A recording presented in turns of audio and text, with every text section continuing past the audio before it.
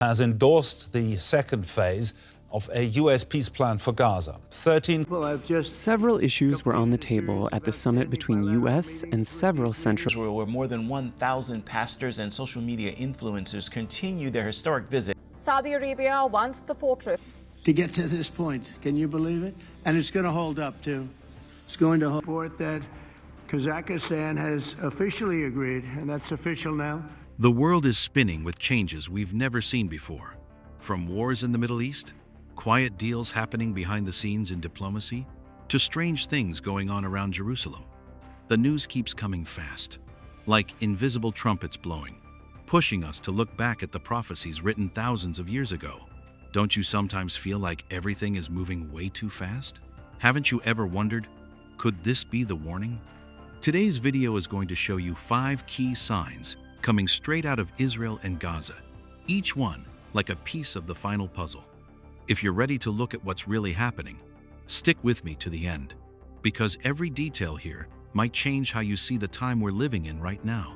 And so, you don't have to wait any longer. Let's jump right in with the first one. 1. The 2025 Gaza peace deal, a sign of the covenant with many nations. On the 9th of October 2025, the whole world seemed to hold its breath when Donald Trump and Benjamin Netanyahu stood in front of the White House and announced the first phase of the 20-point Gaza peace plan. The news spread like wildfire, and folks who follow Bible prophecy sat straight up in their chairs. Some even said, "Hold on a minute, is this what Daniel talked about thousands of years ago?" The matchup was just too close for comfort. It gave everybody chills. What really got people's attention was that more than a dozen countries were part of this deal. BBC and Reuters both said the same thing. It felt like someone was moving big chess pieces across the board real fast. And right there, Daniel 9:27 lit up like a neon sign. He will confirm a covenant with many for 1 week. A covenant? With a bunch of nations? Right in the middle of the worst mess the Middle East has ever seen? You have to admit, that lines up a little too neatly. The war in Gaza started on the 7th of October 2023 and dragged on for over 2 years. Close to 40,000 people died, and that little strip of land got turned into rubble. Talks under Biden went nowhere, and the world was worn out. But when Trump came back to the White House in January 2025, everything flipped almost overnight, like an invisible hand pushed the fast-forward button. Before folks could catch their breath, this 20-point deal showed up out of nowhere. If you're watching this, you're probably thinking the same thing I am. How did all this happen so quick? The plan came out on the 29th of September 2025. Hamas had to answer by October 5. On October 8, Israel said yes, and just 2 days later, the ceasefire officially started. Phase 1 kicked in right away. Hostages released, prisoners freed, borders opened, aid trucks rolling in. And it didn't stop there. Phase 2 is supposed to bring Turkish and UAE forces into Gaza, plus $5 billion pledged for rebuilding. You can almost feel the prophecy breathing down our necks. Then when the UN passed Resolution 2803 by a vote of 13-0, you could almost hear 1 Thessalonians 5-3 ringing in the air. When they say, peace and safety, then sudden destruction comes. A worldwide peace and safety vote? Sound familiar? Behind all the diplomatic talk, there are questions that make the hair on the back of your neck stand up. Is this lightning-fast chain of events just a coincidence? Or are we being walked down a path the Bible calls the abomination of desolation? Jesus said plain as day in Matthew 24-15, "When you see the abomination of desolation, let the reader understand." He's telling us these aren't just headlines to scroll past and forget. These are warning lights. Of course, plenty of folks are skeptical. Some say it's just politics, nothing more. Others point out this deal isn't 7 years long like the prophecy says. Here's the interesting part. Bible scholars like Robert Clifton Robinson say the word confirm in Daniel actually means to strengthen or make firm something that's already there. In other words, it doesn't have to be a brand new treaty from scratch. It can be an old agreement that gets tightened up and upgraded. Things like the temple issue could come later in another phase. This might just be the warm-up act before the real 7-year covenant. Makes you wonder, what's coming in the next act? Some folks say Trump can't be the Antichrist because the Bible doesn't describe him that way. Fair enough, the Bible never names the guy.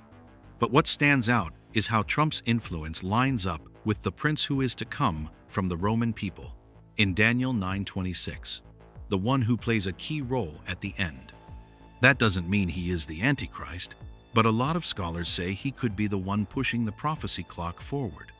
When you step back and look at the whole picture, this 2025 Gaza deal feels like a big signpost that the times are changing. A covenant with many nations, promises of peace, something the whole world signs off on. It's got the color of diplomatic hope and the shadow of Bible warning all mixed together. One by one, the lights on the runway are coming on. What we're watching isn't just a ceasefire. It's the Lord's wake-up call to the world. Man-made peace is fragile as glass and can shatter any second. Real peace only comes from Him. This isn't the end. It's the starting gun on the prophecy clock. And the question for every one of us is simple. Are we ready for what's next? 2. Expanding the Abraham Accords with Kazakhstan, a sign of the multinational alliance. On November 6, 2025, in the biting cold of Astana, something happened that shook the whole Eurasian chessboard. Kazakhstan, the biggest Muslim country in Central Asia, just joined the Abraham Accords. This wasn't just another diplomatic paper. It felt like a loud alarm going off while the world slides deeper into chaos. Can you feel the times changing? Who would have thought a country stuck right between Russia and China would become the newest piece on the prophecy map? The Atlantic Council right away called it a geopolitical game changer, stretching the accords all the way from the Middle East to Central Asia. What started as an Arab-Israeli club is now turning into a huge Eurasian network that could reshape the whole region. A lot of folks are asking, why Kazakhstan? And why right now? But if you look at it through the Bible, it doesn't just make sense, it gives you chills. A little background. The Abraham Accords were born in 2020 and broke decades of deadlock by linking Israel with the UAE, Bahrain, Morocco, and Sudan. Fast forward to 2025, with the Gaza war still burning and big power blocks rising, and now Kazakhstan, with its 19 million people sitting between the Russian and Chinese giants, joins in. That tells you the accords aren't just a regional deal anymore. They're turning into what some are calling an Eurasian Muslim Axis, a network a bunch of scholars warn might be the beginning of the final alliance. See it yet? The power map is moving exactly the way the Bible said it would. During the 2-day US-Kazakhstan summit in Astana, President Trump called it a historic expansion like we've never seen. Kazakhstan promised tech and trade cooperation with Israel, while America offered strategic energy help. They're talking $10 billion a year in trade, a huge number for a country that spent years trying to stay balanced between Russia and China. By the end of December 2025, the accords will have 6 members, and word is Saudi Arabia is standing right at the door. On X, people are saying Kazakhstan is the bridge between BRICS and Washington, turning the accords into something they never were before, a multipolar power bloc that could swing the whole global energy market. Posts from @SimonDixonTwit call it the big shift, not just in diplomacy, but in the whole world order. And that brings us straight to the old prophecies. Daniel 7:23-24 says the beast will devour the whole earth, trample it down, and break it to pieces. He will change times and laws. A multinational web is being built, swallowing up every border. Revelation 17:12-1-3 says the 10 kings will give their power and authority to the beast. When Kazakhstan hands over economic, security, and energy influence to an alliance led by America, with Israel right in the middle, that picture of kings giving their power to the beast starts looking pretty real. Do you see the red lines connecting? Ezekiel 38-13 talks about Sheba, Dedan, and the merchants of Tarshish, trading powers that watch, question and stay on the edge of the fight. Kazakhstan, sitting as an energy giant between superpowers, looks a lot like those young lions Ezekiel mentions. A commercial player that's not fully in the fight, but definitely not on the sidelines. Everything is lining up like an invisible hand is moving the pieces. Of course, some folks push back and say the accords are just business deals, nothing prophetic. But reports from FDD.org point out this expansion is building an anti-Iran Israel network that looks an awful lot like the coalition against Israel in Ezekiel 38. Some say Kazakhstan is neutral, so it can't be a sign. Yet RFE/RL says the country is now balancing Russia, China, and America in a way nobody's ever seen before. That kind of balance doesn't feel natural. It feels like a chess piece being slid into exactly the right spot for the endgame. Here's what wakes a lot of believers up. Kazakhstan, a Muslim country with no direct fight against Israel, just became a key puzzle piece out of the blue. In Prophecy, the final coalition isn't only made of outright enemies, it also includes economic powers, kings who hand their strength over to the last days system. Kazakhstan doesn't have to hate Israel to be a sign. They just have to give their power to the bigger structure, and that's exactly what they did. All of this leads to one thing you can't ignore. The Abraham Accords are turning into a multinational, prophetic network. Not because it's evil on its own, but because it's setting the final stage where every player lines up just the way the Bible described thousands of years ago. From Astana to Jerusalem, the Lord is speaking loud and clear. Stay awake. The Sistabal, are you ready for the next sign? Because the picture is coming together, and every new piece gives us a few more goosebumps. 3. Experts are noticing more visits and prayers on the Temple Mount, a sign that worship is coming back. The year 2025 has turned into a year nobody can ignore. For the first time in modern history, 54,231 Jews went up to the Temple Mount. That's a 43% jump in just 1 year.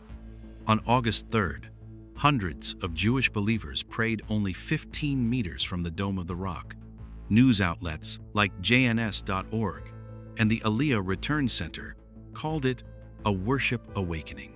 It's not just numbers, it's an echo from a mountain that's been asleep for way too long. The Temple Mount sits 735 meters above Jerusalem and has always been the heart of 3 religions. But here's the strange part. Jews aren't allowed to pray on the very spot God called the place where I put my name. Since 1967, Jordan has controlled the area, and Israel has agreed to visits only, no worship. Well, 2025 broke that pattern. After the Gaza war, the Temple Institute and many Jewish groups working to bring back the old sacrifices have pushed hard for a third temple, and they got a boost from a U.S. House resolution on October 28th. It feels like some unseen hand is speeding things up. In August 2025, over 1,000 Jews prayed out in the open, something that hasn't happened since 1967. The Arab media went crazy, from Al Jazeera to leaders in Jordan and Egypt. For Israel, though, it was a historic moment. In December, U.S. Ambassador Mike Huckabee showed up at the City of David, just 183 meters from the Temple Mount, and said with clear meaning, "This is where God meets his people." And during Passover in April, 494 people visited on the very first day, setting a new record and pointing to a new direction. The Jewish people are coming back to their holy mountain. Bible prophecy starts looking pretty clear when we remember what Paul wrote in 2 Thessalonians 2:4. He will sit in the temple of God, showing himself that he is God. For that abomination to happen, there has to be a temple first. And for there to be a temple, worship has to come back to the Temple Mount first. See it? The first bricks are sliding back into place. The tension hasn't slowed anything down. If anything, it's pushing it faster. From 2023 to 2025, the Aliyah movement, Jews returning home, has exploded. Groups like the Aliyah Return Center keep posting videos of thousands singing, praying, and reading psalms right under the shadow of the Dome of the Rock. Pictures like that used to be unthinkable. Now they feel like a call from heaven. Come back to the place where I put my name. That's when Jesus' warning in Matthew 24:15 rings loud and clear.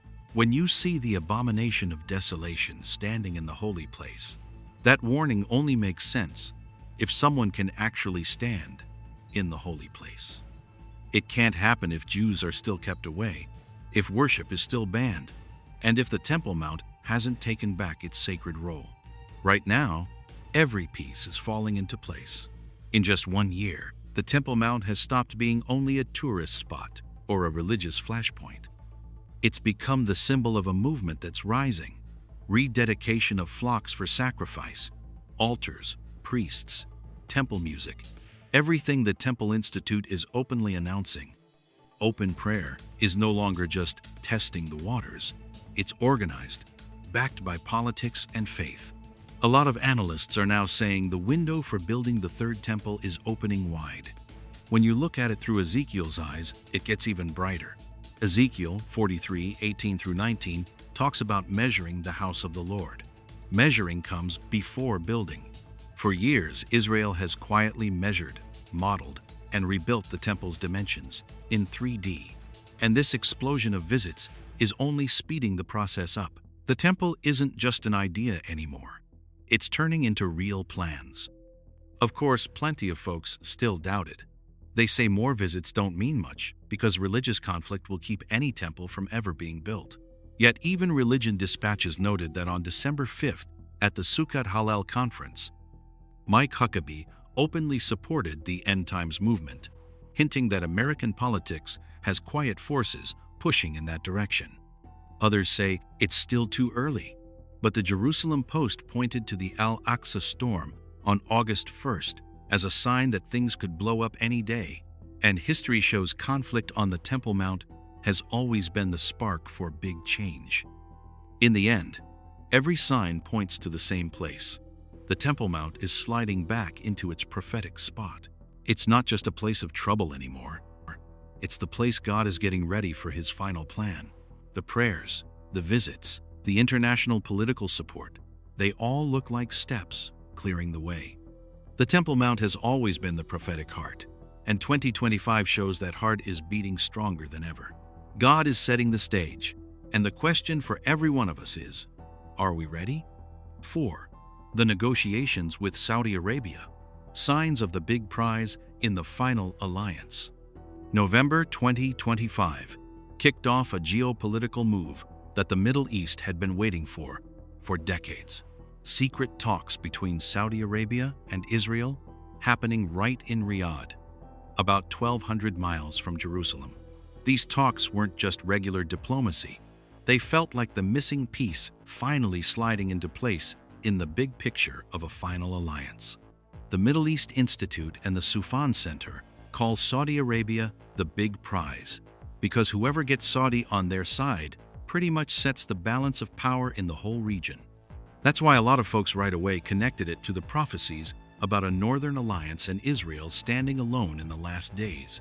The background makes this discovery even more dramatic. Saudi Arabia, 35 million people, huge oil reserves, the leader of the Sunni Muslim world, used to flat out refuse to normalize ties with Israel because of the Palestinian issue. But after the 2023 Gaza war and the pressure to reshape their economy under Vision 2030, Crown Prince Mohammed bin Salman had to pick a new path: open up, diversify, and look toward strategic alliances instead of just relying on oil. What hardly anybody says out loud: Israel is a key link to making Vision 2030 actually happen. The Riyadh conference on November 17th became the center of all these changes. American Representative Steve Witkoff was there to lead trade talks worth $50 billion and push for security cooperation against Iran. Both Reddit and the Jerusalem Post pointed out something big. Saudi was reportedly no longer blocking the Gaza plan, a clear sign they were softening their long-held stance. By December, the schedule showed President Trump planning to visit Riyadh to sign the deal, an event that could shake up the entire Middle East. Right away, a lot of people couldn't help thinking about Ezekiel 38, verses 2 and 3. where the prophet is told to face Magog and Rosh, the northern powers in the final showdown. Sure, Saudi isn't geographically in the north, but Bible scholars often explain that the end times alliance isn't just about direction on a map. It's about power blocks and coalitions. Right alongside that, Psalm 83 describes a group of nations making a pact together to wipe out Israel's name. A chilling picture many see as the foundation for today's conflicts. Of course, not everyone believes the Saudi-Israel talks are a prophetic puzzle piece. Plenty of folks see it as just a trade deal or a way to rebalance power and keep Iran in check. But the Misgaf Institute confirmed that Saudi has made clear progress, especially as Gaza starts to calm down, showing this isn't some far-off dream anymore. Even if Israel and Palestine haven't found common ground yet, Saudi has good reasons to move forward. They can't let Vision 2030 get stalled. Another group of skeptics says this is actually a peace signal, the complete opposite of Bible prophecy. But the Sufan Center warns that failing to expand the accords would leave Israel more isolated, and that isolation is exactly the setting Ezekiel and Joel describe. Joel 3 verse 2 says it plainly, "The nations will be gathered to the valley of Jehoshaphat for judgment after they divide up God's land." These talks today, even wrapped in the language of peace, are laying the bricks for deeper division down the road. Watching all this unfold, it's easy to feel something bigger is happening behind the scenes. When Saudi, the heart of the Sunni Muslim world, starts moving closer to Israel, all the old structures of the Middle East start to wobble. This rearrangement isn't just politics. It feels like setting the stage, getting every player in the region into the exact spot the prophecies described thousands of years ago. Recent analyses say that if Saudi officially joins in, pretty much the entire Sunni axis would lean toward Israel, forcing the opposing forces to rally on the other side. That fits the Bible picture perfectly, and it explains why so many experts call Saudi the key that unlocks the final door. Once that door opens, the world steps into a phase of upheaval no one can turn back. Let me say it again. This isn't just negotiations. This is the center of gravity shifting for the whole Middle East. It's a reminder that God is using nations to turn the course of history, getting everything ready for what's coming. So watchers can't just sit back. Keep paying attention, stay awake, and most of all, turn back to Him while there's still time. We're living in days when every political event carries the echo of prophecy, and God is still speaking to anyone willing to listen. 5. The rise of the lone leader and the promising of peace, a sign of the coming great king. October 2025 marked another unusual shift on the world stage, when Donald Trump stepped back into the White House like a great king, the man standing in the middle of all the fighting, promising to bring real peace to the Middle East. Seeing him next to Netanyahu made a lot of folks think a new order was starting to take shape. People like Amir Tsarfati and Robert Clifton called it a sign of the end-time catalyst, a figure who kicks off the chain of events that leads to the final chapter of human history. After the pandemic, after wars, after one crisis piled on top of another, the world started craving a strong leader more than ever before. Trump filled that empty space with his Peace 2025 plan, sold as the answer to decades of deadlock between Israel and Gaza. It wasn't just some agreement. The media called it the doorway to a whole new era of stability, and the whole world watched his every move. On October 13th, Washington became the center of attention when the Trump Declaration for Lasting Peace got signed. Newspapers went crazy. Social media blew up with all kinds of arguments. Posts from Rania Khalek pointed out that the violations were still happening every day, asking, is this really peace or just pretty paint over a storm that's coming? In December, Netanyahu flew to Washington to confirm Phase 2, which only made people feel something bigger was being set up behind the scenes. A lot of folks started connecting these events to Bible prophecy, but this time, not to point at the Antichrist. Instead, it fit the picture of a big leader, someone with enough pull to turn the whole region in a new direction. Kind of like the great kings mentioned in Daniel chapters 2 and 7. Leaders who, without meaning to, push prophecy right along. These great kings aren't good guys or bad guys. They're just tools that make the wheels of history spin faster. One verse that keeps coming up is Daniel 8:23-24. When wickedness has reached its peak, a stern-faced king, a master of intrigue, will arise. His power will be great, but not by his own power. It's not naming Trump or anyone specific, but it reminds us that powerful people who show up in chaotic times are usually just pieces in a much bigger plan they don't even control. Then there's Matthew 24:6-8, warning about the end. You will hear of wars and rumors of wars, but these are only the beginning of birth pains. In that light, a great king who brings a promise of peace could accidentally hit the trigger that makes all the simmering trouble explode even faster. A lot of Bible teachers say peace isn't always a good sign. Sometimes it's just a thin fog hiding a cliff that's about to open up. Still, not everybody thinks this is the final sign. Some say Trump can't be the end-time pusher because so many Christians back him strongly. But places like the Misgav Institute and other Israeli think tanks keep saying prophecy isn't about good guys versus bad guys. It's about movement. All through history, God has used all kinds of leaders, Cyrus, Nebuchadnezzar, Darius, to set the stage for the next big chapter, and they weren't evil symbols. Over on Reddit and theology forums, people are chatting a different angle. We humans easily mix up the guy bringing hope with the guy steering the world toward the big turn. A bunch of them quote Jeremiah 6:14. They say, peace, peace, when there is no peace. Not to accuse anybody, just to remind us that promises of peace that come too fast and sound too perfect usually have deeper currents of history running underneath. So this part isn't saying Trump is the Antichrist. That would be completely wrong context and wrong theology. But he could very well be a biblical great king, someone history uses as a catalyst to speed up everything that was already foretold. A leader rising on the world stage who can reshape Middle East peace with one signature. That's the thing Scripture really wants us to pay attention to. The world has stepped into a fragile, delicate, twisty time. This is the moment for every one of us to repent, stay awake, and come back to the Lord. Because when the catalysts are moving this strong, the day He returns surely isn't far off. The 5 events you just went through might seem scattered at first, but when you put them together, they form one giant, living, moving picture, like history is suddenly speeding up, stretched tight by some unseen hand. From strange lights in the American sky and trumpet-like sounds ripping through the night, to record numbers of people going up to the Temple Mount, rush talks in Riyadh, and the rise of a great king pushing a peace plan.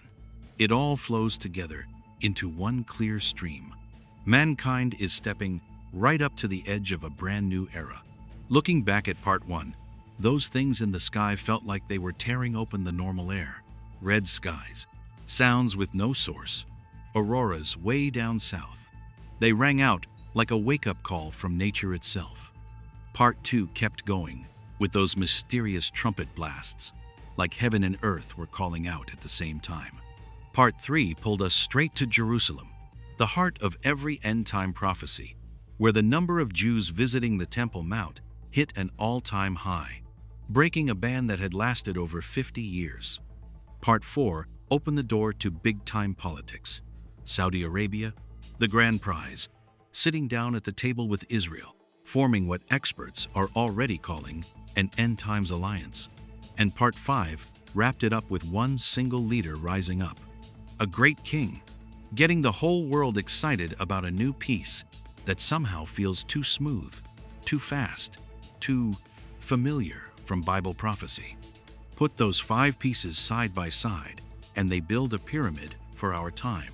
The wide base is signs in nature, the middle layers are religion, politics, and regional alliances, and the sharp top is one leader strong enough to shift everything. The rhythm, Sky, earth, religion, politics, leader is the exact rhythm of every major Bible prophecy. Do you feel that current? Doesn't it seem like history just hit the gas pedal? The Bible describes this exact layered movement. In Joel 2:33-1 it says, "I will show wonders in the heavens and on the earth, before the great and terrible day of the Lord comes." Those glowing skies and sounds were the first layer, the "in the heavens" part. They wake people up, get our attention, shake us a little. Have you ever wondered if what we're seeing right now is the very start of that verse coming true? Then the Bible zooms in on Jerusalem, always the center of the final events. Isaiah 2:2-3 says, "The mountain of the Lord's house will be established as the highest, and all nations will stream to it." And suddenly in 2025, the Temple Mount saw 54,231 visitors, the highest number ever, plus the first open prayer up there since '67. Do you think that's just a statistic? Or is it Isaiah's voice echoing across 3,000 years? Those numbers feel like underground water finally breaking through the surface, proving the prophecy never died. Meanwhile, the Saudi-Israel talks are the third layer. Psalm 83 talks about the nations around Israel making plans and consulting together with one consent. But here's the twist. Their very desire to team up is opening doors that usually lead to bigger trouble. Every alliance in Bible history is a double-edged sword. It looks like peace, but it actually speeds things toward the final clash. Don't those November and December 2025 deals feel rushed, almost pushed by some invisible hand? Then comes the final layer, the Great King. The Bible talks about this a lot through the pattern of big kings who accidentally push history into its next chapter. Daniel 2:21 says, "He sets up kings and removes kings." Revelation 17:17 says, "God puts it in their hearts to do His will." These catalyst leaders, movers, and shakers aren't always good or evil. They're just the gears that get the end-time clock really turning. When Trump steps forward with his peace program, standing in the middle of world leaders like the main coordinator, the Bible's Great King pattern shows up clear as day, one man creating a turning point for the whole region. So when you put it all together, the full picture looks like an upside-down triangle. Signs from heaven hitting the earth, religious movement pulling politics along, and finally one powerful figure putting a giant question mark on the future. Nothing stands alone. Nothing is random. Everything circles around one focal point, Jerusalem, just like every prophecy said it would. The Bible calls this season the beginning of birth pains. Matthew 24:8. All these are the beginning of sorrows. The scariest part isn't what we've already seen. The scariest part is how fast it's all moving. Have you ever felt like you're living in years when every headline feels like the heartbeat of something huge coming closer? Does 2025 feel like a straight track running right into fulfillment? And when you step back and look at the whole thing, the main message is clear. The last days are coming faster than ever. Not in a panicked, sky is falling way, just the plain, tight, orderly match of 5 clear layers of events with the Bible's roadmap. From the sky to Jerusalem to nations making deals to one powerful leader rising up, every piece lines up with prophecy written thousands of years ago. So the final word to you, the one reading this right now, is an invitation, a wake-up call, and an urgent nudge. Stay awake, get ready, come back to the Lord. History isn't waiting for anybody, and the signs are speeding up like the footsteps of a king who's almost here. We're not on the edge anymore. We're right in the middle of the stream, and the biblical last days are stepping into our world, one beat at a time. If you step back and look at the whole picture of what's been happening lately, you'll see a strange current moving right across the world. Skies cracking open with odd electromagnetic signs. Invisible rumbling sounds coming up from the ground and out of the air. Heavenly events nobody's ever recorded before. Big political shifts handing power from one group to another. And finally, the rise of a global leader acting like the spark that pushes everything into a brand new chapter. None of these things stand alone.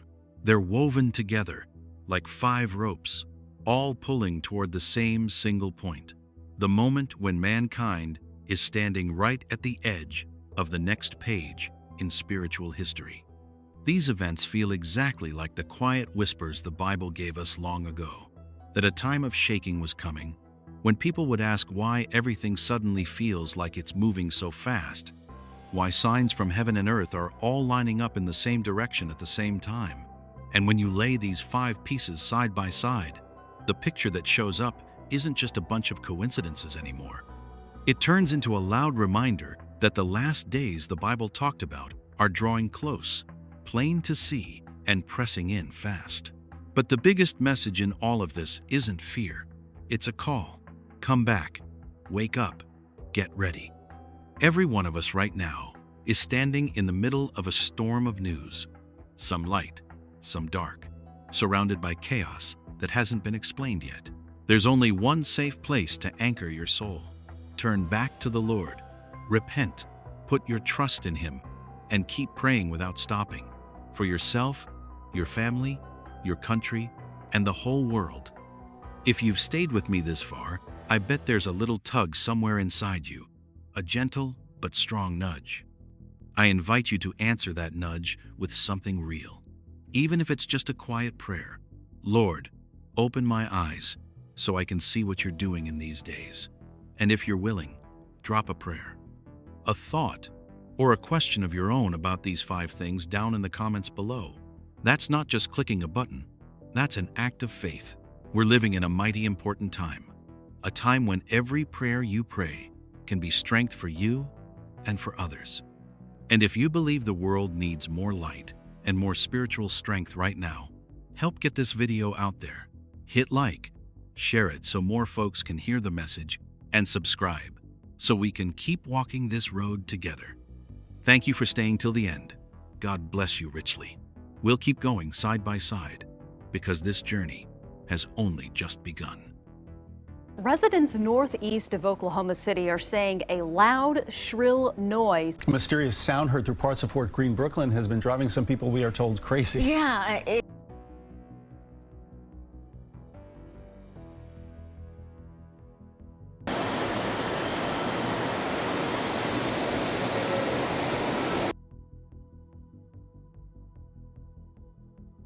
This modern world that we thought was so solid and secure is shaking in ways that science just can't explain anymore. From big cities full of lights to quiet little towns out in the country, strange things are popping up one after another, like an invisible power knocking on the door, warning us that mankind has stepped way too close to the final line. Matthew 24, verses 3 through 14, talked about wars, famines, and earthquakes. But what we're seeing today goes far beyond ordinary disasters. These are supernatural signs, calls coming from heaven that nobody can ignore. Do you feel it too? Like something big is getting real close? Like time itself has gotten heavy and the whole world is holding its breath? Nature isn't just changing, it's groaning. The ground moves like it's alive. The deep ocean is throwing up shapes nobody's ever named. The sky is making sounds like trumpets from another kingdom. And all of this is happening right here in America. 7 different things, from the sea to the land, from the sky down to the depths, aren't just random pieces. They're connected, like echoes of prophecy, like the heartbeat of the last days. What we're about to look at isn't just news. It's evidence. Evidence that the words of the Bible are coming alive in the 21st century, not fading away, but shining bright in a way that's both mysterious and downright scary. The whole point of this video is to open each one of these doors, line them up with scripture, answer the doubters, and then put the full picture together so you can answer one question for yourself. How much time do we really have left? So please, don't skip over any of these signs. All right, let's jump in and look at them one by one. We'll start with 1. The land across the western states and Texas is starting to breathe. It all started real quiet-like, the way a long-held breath finally slips out from deep down. Out in California, then Oregon, and clear down into Texas, folks and engineers started saying the same thing. The ground was swelling up and then sinking back down, steady as clockwork, like something huge underneath was trying to wake up. No earthquakes, no warnings on the seismographs, but roads shifted a few inches overnight. Sounds crazy, but the cracks in house foundations around San Francisco and the weird sinking patches out in rural Texas told a different story. Places that hadn't budged in decades, from the Pacific coast all the way to the dry inland areas, were suddenly acting like some invisible hand was bending the rules of geology. Surveyors measured it and found the ground moving in rhythm, not random at all, more like the planet's own heartbeat. Animals went nuts, dogs barking straight down at the dirt, cattle running off from fields they'd known their whole lives. Some folks swore that when they stood still, they could feel warm air pushing up through their shoes, like the earth itself was breathing. There's something about it that'll make the hair on the back of your neck stand up. It's not just strange, it feels like one of those old warnings straight out of the Bible. In Isaiah chapter 24, right before verse 19, it talks about the earth being broken and torn open like a curtain at the end. Then verse 19 hits like thunder across the centuries. The earth is utterly broken apart. The earth is split open. The earth is violently shaken. When people watch the ground rising and falling, like a body taking its last breaths, they start whispering, "Is this what Isaiah saw coming?" It's not just Isaiah. Over in Romans chapter 8, before verse 22, Paul talks about all creation being like a living body, waiting to be set free from decay. Then verse 22 fits what we're seeing perfect. For we know that the whole creation groans and labors with birth pangs together until now. San Francisco, Texas, the whole West, it's turned into the picture of that groaning, that long, tired sigh of a world waiting for judgment. And in Joel chapter 2, right before verse 10, there's the warning about the final army coming. Verse 10 says, "Before them the earth quakes, the heavens tremble." When the ground across America starts moving, not from earthquakes, but from this breathing, folks suddenly realize those words weren't just for reading. They were meant to wake us up. Some try to say it's just groundwater pressure or side effects of climate change, but the scientists themselves shake their heads. No model explains something this big happening in perfect sync, and none of them can account for a rhythm that looks intelligent. This isn't something man-made, and it sure isn't any ordinary natural event. You and I both know, sometimes the Lord doesn't speak in words. He speaks through the ground moving under our feet. This is a warning about how fragile everything really is, even the things we thought we had under control. One breath from the earth, and it all starts to sway. And when the land itself starts coming alive, the only question left is, what's next? To find that answer, we've got to look out toward the ocean, because there's an even bigger sign waiting out there. 2. A strange sea monster, Leviathan, shows up off the Pacific Ocean.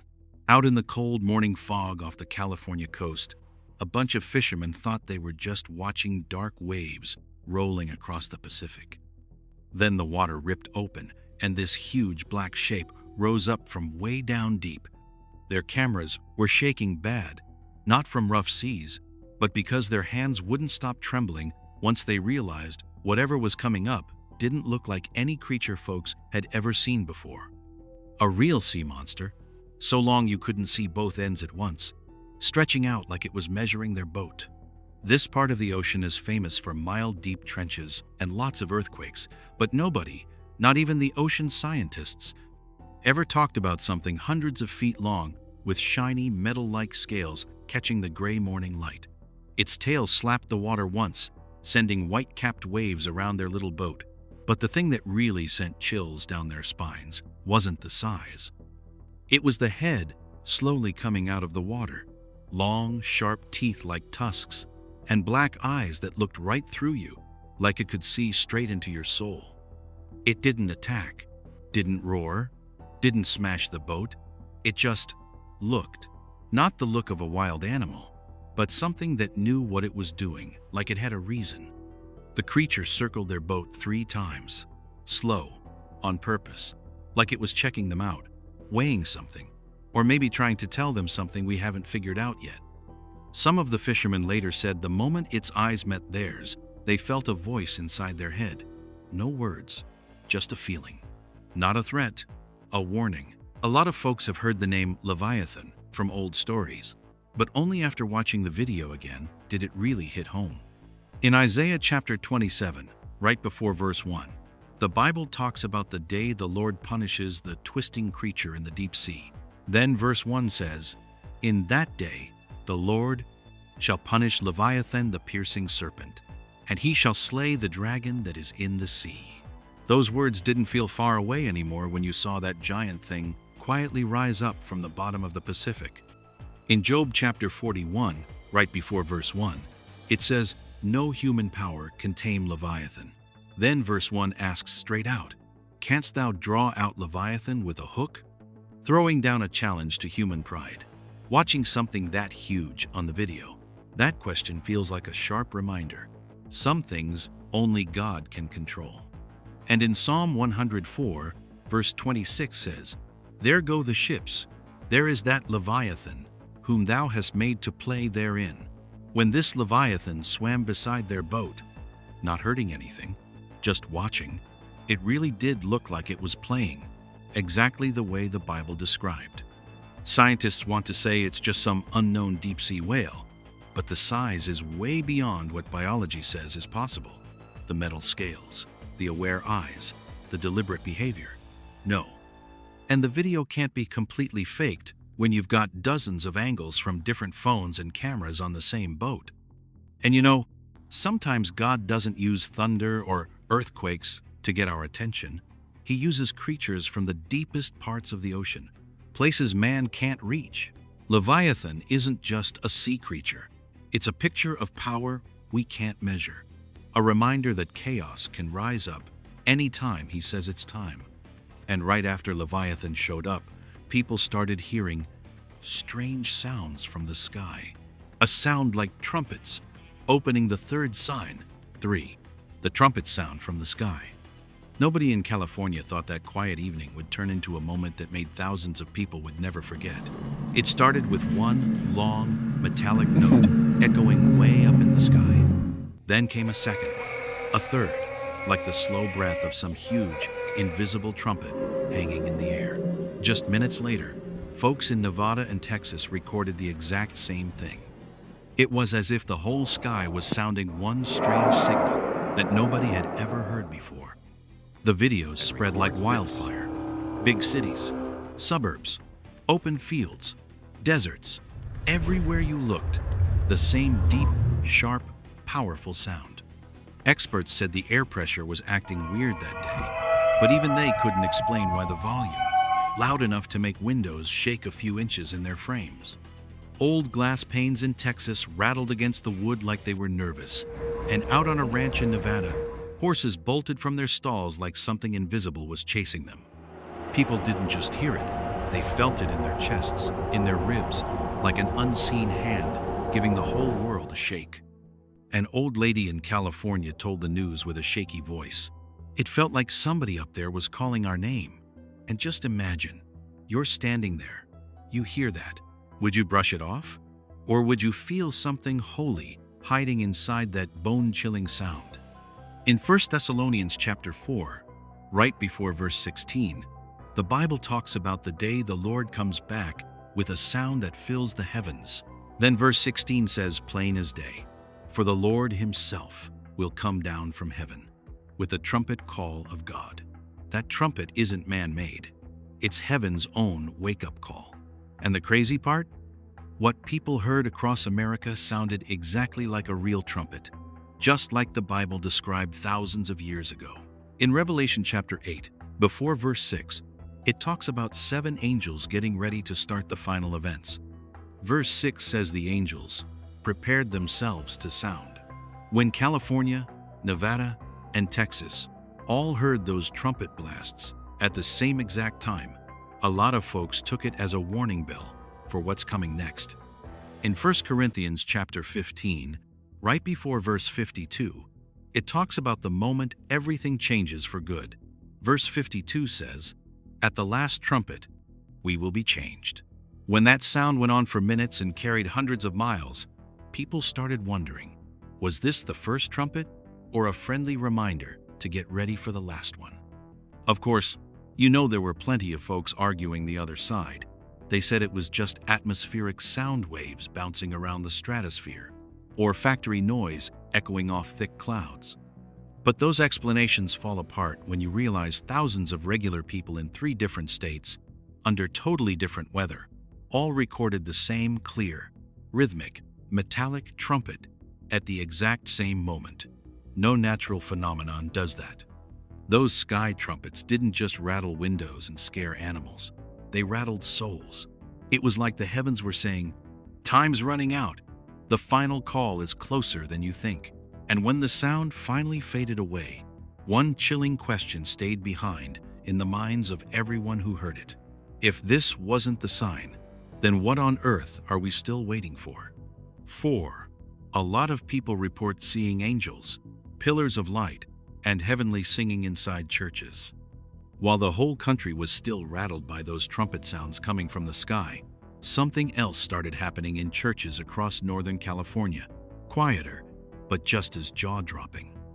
During regular prayer meetings, folks who were on their knees looking for comfort suddenly saw pillars of light appear right in front of them. It'd start as a faint glow, then stretch up into a straight column a few feet tall, giving off a soft light like morning mist, yet strong enough to make the whole room go dead silent. A bunch of people said that inside that light they could make out the shape of an angel, wings spread wide like an invisible shield, body glowing like hot metal. The amazing part? Nobody felt scared. Instead, a deep peace washed over them, the kind where it feels like your heart is being held by a gentle but rock-solid hands. You ever had a moment when your soul just settled, like somebody picked you up and you felt totally safe? If you have, you'll get why these folks say they'll never forget it. In those same prayer meetings, singing would start up out of nowhere, not from the speakers, not from the choir, but straight out of the air. Clear, high voices, echoing like dozens of souls, all joining in a song nobody down here had ever heard before. One lady in San Jose started crying and said, "I didn't just hear it. I felt like they were singing right to me." And maybe you're probably wondering, if you'd been standing there, would you have dared to look up? The Bible talks about this stuff plain as day. In Psalm 91, right before verse 11, God promises to take care of anybody who runs to him for cover. Then verse 11 says, "For he shall give his angels charge over thee, to keep thee in all thy ways." Angels aren't fairy tales. They're real beings sent to watch over us. In Hebrews chapter 1, just before verse 14, it explains what angels do. Then verse 14 asks, "Are they not all ministering spirits sent forth to minister?" When people in California saw those glowing figures, a lot of pastors figured it was God stepping in personally during all the chaos. In Matthew 18, right before verse 10, Jesus talks about how much every single soul matters. Verse 10 says, "Their angels do always behold the face of my Father which is in heaven." That's why plenty of folks believe those pillars of light and that singing weren't just signs, they were protection. Of course, some people still doubt it. They say it was mass hysteria, tricks of the light, or just folks getting emotional during prayer. But the reports came from different churches, completely separate groups, and every single one described the same thing. The light, the wings, the song. Hallucinations don't line up that perfectly. Believe it or not, those pillars of light carried a real clear message. God hasn't stepped out of the picture. He's right in the middle of it, sending his angels into our dark days. And if the angels are already showing up, what's going to happen next? 5. Flash floods, just like the Texas disaster, are happening again with the very same weird pressure pattern. You know, these past few days, while everybody's still looking up at stuff going on in the sky, the ground has opened a whole different chapter. Sudden, terrifying flash floods slamming into Texas and parts of the Midwest. What gives you chills isn't just how strong the water is. It's the exact same strange pressure pattern that caused the big Texas disaster years back, repeating now with scary accuracy. It's way too close to call it a coincidence. Texas, and a lot of those dry, windy places that hardly ever see rain, suddenly get hit with air pressure dropping like a rock in just a few hours. That pulls in thick clouds and rain that comes down like someone turned on a giant faucet up there. Areas that were cracked and baked from drought turn into raging rivers in minutes. Folks don't even have time to figure out what's happening before the water's up several feet, pouring over roads and sweeping away miles of highway like it's nothing. The feeling isn't just surprise. It's that deep, uneasy confusion the Bible talks about in Luke 21:25, distress of nations with perplexity. The sea and the waves roaring. When those walls of water come roaring across the land, you can't help but think this is more than weather. It hits that old Bible memory about the warnings before the great flood. Matthew 24:37 says it plain. As the days of Noah were, so shall also the coming of the Son of Man be. Sure, meteorologists have their scientific explanations. Climate change, unusual moisture, hot and cold air smashing together, all that makes sense. But the people paying close attention are asking, why do these floods keep matching, not just kind, but exactly, the same pressure pattern, the same rain setup, the same speed of rise? One match you can shrug off, 2 in a row feels odd. But 4 or 5 times with the same signature in the sky? That starts feeling like an unseen hand writing on history's page. Psalm 93:3 says, "The floods have lifted up, O Lord. The floods lift up their waves." When you hear that water roaring down Texas streets, it's hard not to picture those words. Like a knock on the door, reminding us that water has always stood for both cleansing and judgment. And if Texas, that tough, proud country, has to bow to the flood, the message hits even harder. These floods aren't just causing damage. They're stirring up something deep in our spirit. They take us back to Noah's time, when people thought they had nature all figured out, until the water rose and nothing they built could stop it. These floods happening again today feel like a warning that's gentle but firm, strong but not cruel, saying history never repeats for no reason. And maybe, just maybe, this is the first quiet call. Don't forget what we were told long ago. 6. Strange. Straight bolts of lightning, falling from a huge gray cloud like swords of judgment. Nobody knows exactly when it started. People just remember that one day the sky over the west suddenly turned dark, like someone had pulled a heavy gray curtain across half the heavens. Out of that giant cloud bank that covered everything, no rain, no strong wind, just thick ash-gray color. Perfectly straight lightning bolts started dropping to the ground like long swords of fire, miles long. They didn't branch out or spread fingers the way normal lightning does. They came down in one clean line, like what folks call bolts of judgment. The sound wasn't regular thunder either. It was more like a deep, muffled explosion that rolled through the ground and made the earth shake a little. Some places felt a light tremor, and a lot of folks thought they'd just had a small earthquake. The strangest part? The whole thing happened in completely dry air. No rain, no storm. Just tense, heavy silence all around, like nature was holding its breath before swinging those swords of light. Seeing it made a lot of people think of the book of Revelation. Revelation 4:5 says, "And out of the throne proceeded lightnings and thunderings and voices. Those dead straight bolts coming from one spot way up high felt like something not of this world. They didn't look like regular electrical discharges. They looked like signs, almost like a warning written in white fire across the sky. The noise after each bolt sounded like heaven's drum, and folks couldn't help remembering Psalm 77:18. The voice of thy thunder was in the heaven. The earth trembled and shook. When the ground out west gave a little shake after the strongest ones, more than a few whispered they'd just seen a small taste of Revelation 16:18, where lightning, thunder, and earthquake all show up together as signs of the day of judgment. Of course, scientists can offer explanations.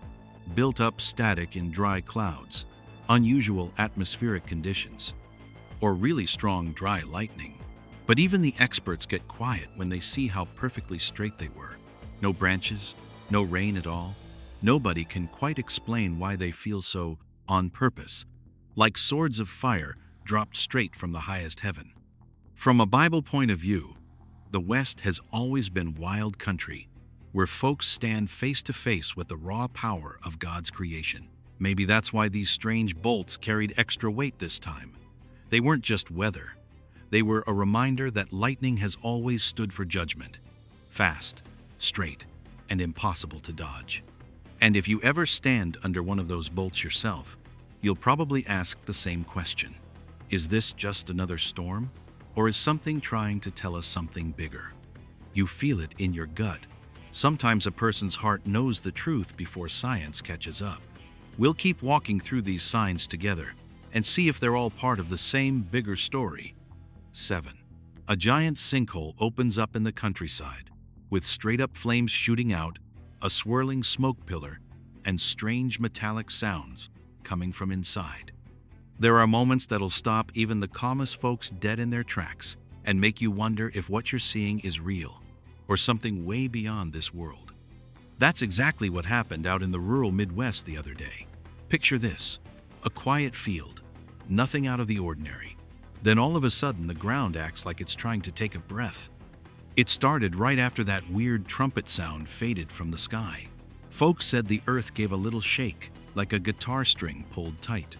Then, in the blink of an eye, the ground split open in a long crack and collapsed into a huge sinkhole, hundreds of feet across. You could feel the heat on your face even from far away. But the size wasn't the scariest part.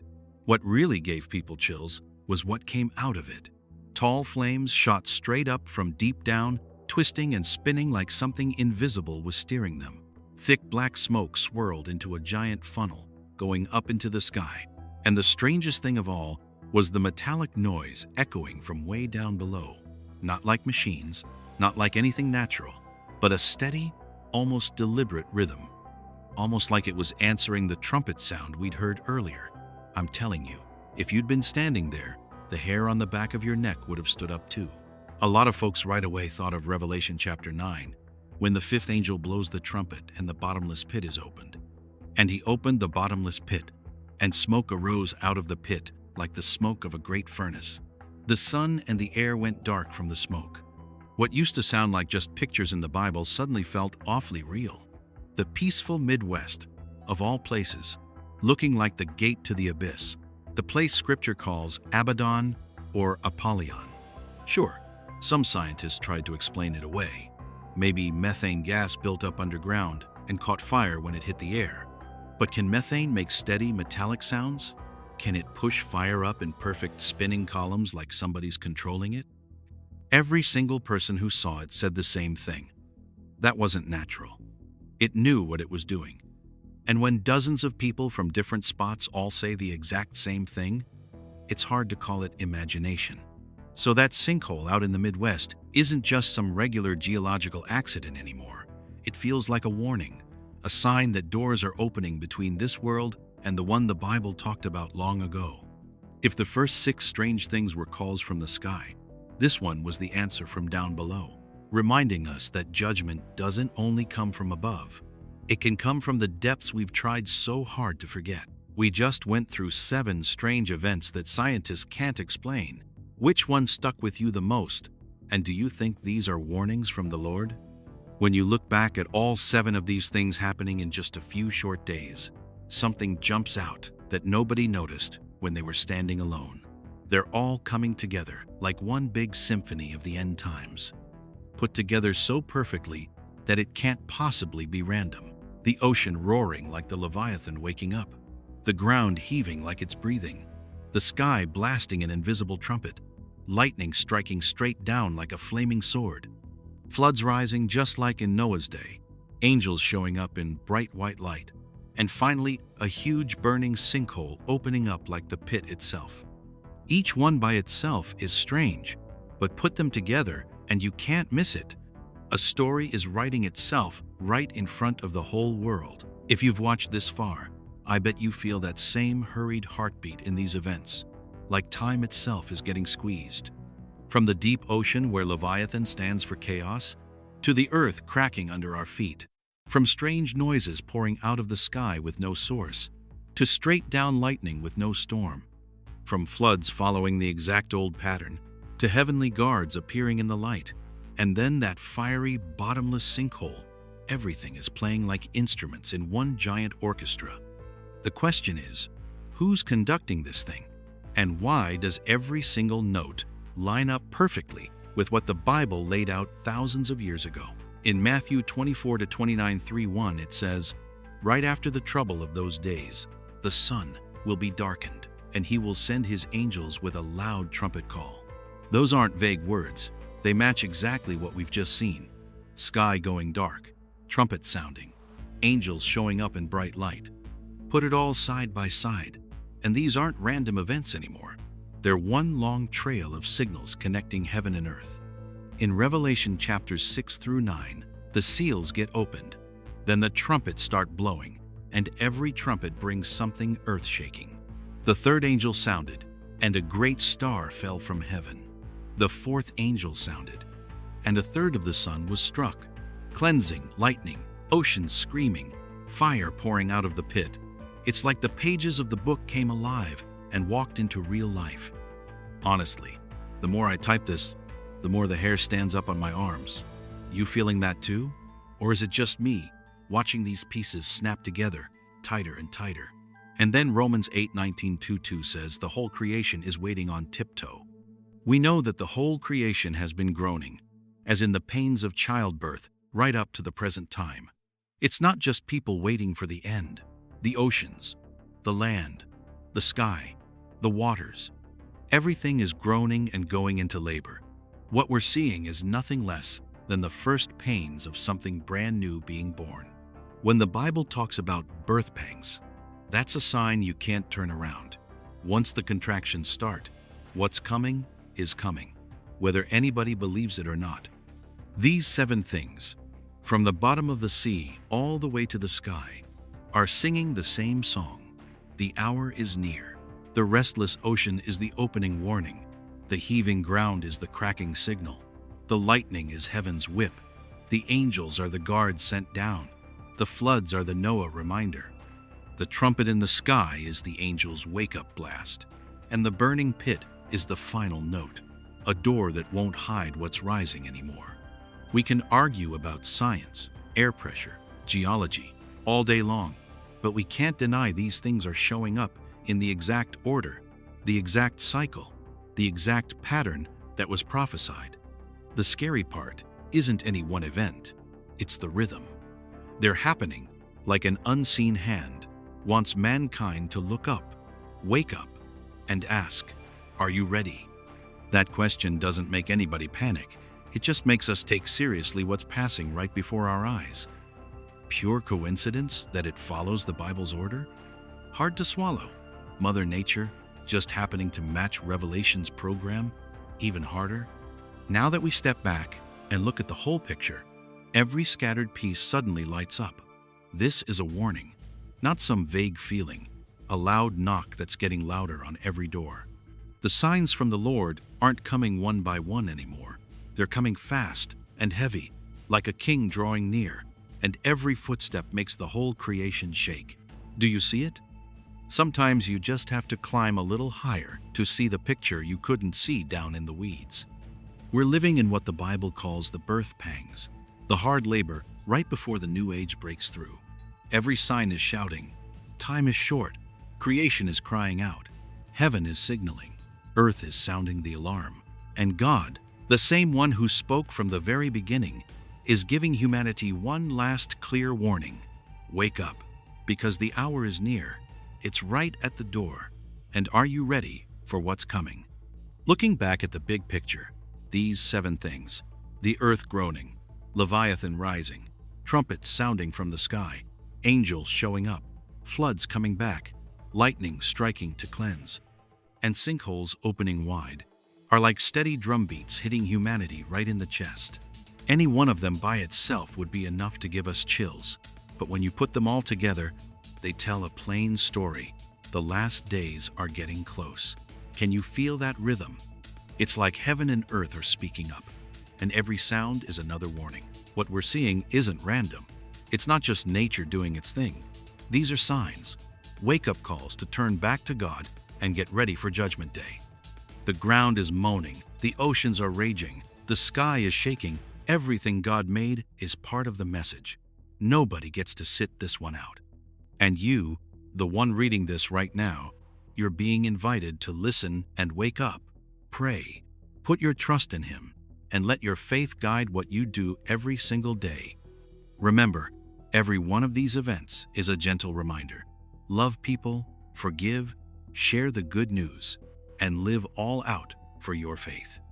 When the trumpet blasts, when angels appear, when the pit opens, it's not to scare us for no reason. It's to get our hearts ready, to turn every one of us toward the Lord, where real hope and salvation are. You might ask yourself, what am I going to do with these warnings? The answer is simple. Act on them and trust God. Right now, open your heart. Keep praying without stopping, and let the Lord's light show you the way. Go ahead and share this post.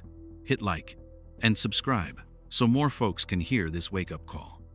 Every like, every share, every subscription is a little reminder that we're not walking this road alone. Together we can stand strong through the storms, through the cries of creation, through all the signs of the end times. Let faith lead you and never let hope go out. And right now, drop a prayer in the comments for yourself, your family, the whole world. Let your faith be a light in the dark. God is watching. He's waiting. And every good thing we do gets noticed. Thank you for watching and for caring with your whole heart. Keep in mind that every sign, every event is really a loving warning. Time is short, but with God all things are possible, and we still have time to get ready, to pray, and to live fully in faith. A well-known pastor says that 19-year-old Barron Trump is very close to accepting Jesus. I was talking on the phone with Barron Trump at 12:30 at night one night. I thought I was hitting it with everything. Let's quickly shift gears. We're seeing the First Lady and the President walk out for this national... President Trump signed an executive order to launch the task force on anti-Christian bias. During an Easter dinner at the White House, he mentioned the task force. Well, Christians, for whatever reason, don't vote very much, Throughout America's history, religion, especially Christianity, hasn't just been a belief.